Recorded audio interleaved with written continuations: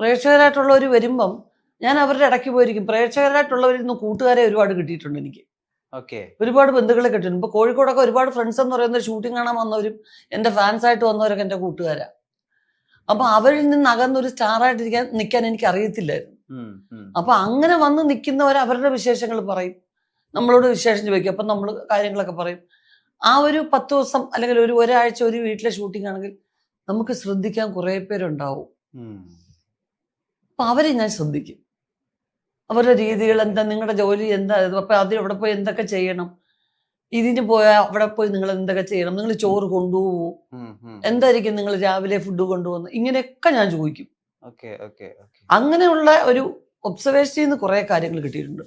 പിന്നെ 90% ഫീമെയിൽ ക്യാരക്ടേഴ്സും എൻ്റെ കുടുംബങ്ങൾക്കകത്ത് എൻ്റെ അമ്മ വളരെ ജനകീയമായൊരു സ്ത്രീയാണ്.